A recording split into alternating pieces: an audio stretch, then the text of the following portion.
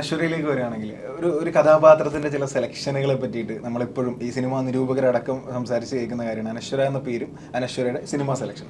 ഇപ്പോൾ രേഖാചിത്ര എന്ന സിനിമയാണെങ്കിലും ശരി, നീരെന്ന സിനിമയാണെങ്കിലും ശരി, എൻറ്റയർലി ഡിഫറൻ്റ് ആയിട്ടുള്ള കുറേ കഥാപാത്രങ്ങളെ ഒരേ രീതിയിൽ, ഒരേ ശരീരത്തിൽ, ഒരേ മനസ്സിൽ കൊണ്ടുവരിക, അത് വളരെ വ്യത്യസ്തമായി പെർഫോം ചെയ്യുക. അല്ലെങ്കിൽ ശരിക്കും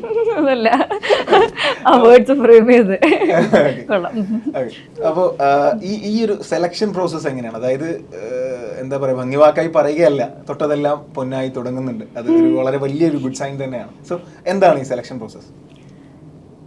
നല്ല സിനിമയുടെ നല്ല ഭാഗമാവുക എന്ന് വിചാരിക്കും. നല്ല ക്രൂ, നല്ല ഡയറക്ടറോടൊരു പടം.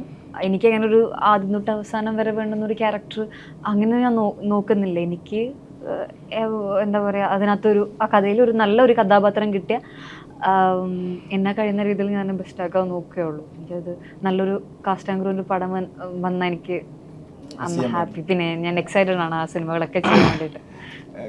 ഈ ഒരു നടിയായിരിക്കുക, ഇപ്പോൾ ഞാൻ പറയുന്നുണ്ടല്ലോ, ഈ നമ്മൾ സിനിമകൾ കണ്ടുകൊണ്ടേ ഇരിക്കുന്നുണ്ട് എല്ലാവരും. അപ്പോൾ ഒരു ആക്ട്രസ്സായി നിൽക്കുക, ഒരു ആക്ടറായി നിൽക്കുക എന്നുള്ളത് നമുക്കൊരു പോളിഷിങ് എപ്പോഴും ആവശ്യമാണല്ലോ. നമ്മളെ തന്നെ നിരന്തരം നവീകരിക്കുക, പുതുക്കുക, അങ്ങനത്തെ ഒരു പ്രോസസ്സിങ്ങിലൂടെയാണ് ഇത് പോയിക്കൊണ്ടിരിക്കുന്നത്. ശരിക്കും അതിനായിട്ടൊക്കെ എന്തെങ്കിലും ഒരു പർട്ടിക്കുലർ പരിപാടി ചെയ്യാറുണ്ടോ?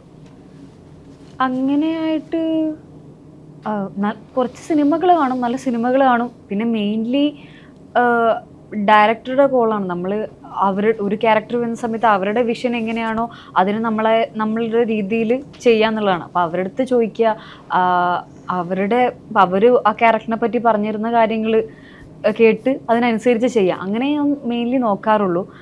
പിന്നെ ഗ്രാജ്വലി ഇറ്റ് ഹാപ്പൻസ്. ആ ഒരു പോളിഷിങ് നമ്മൾ ഒബ്സർവ് ചെയ്തിട്ടും അല്ലാതെയും നമ്മളിൽ തന്നെ സംഭവിക്കുന്നുണ്ട്. നമുക്ക് ഇഷ്ടമുള്ളൊരു കാര്യം ചെയ്യുമ്പോൾ അങ്ങനെയാണല്ലോ, it happens with the flow.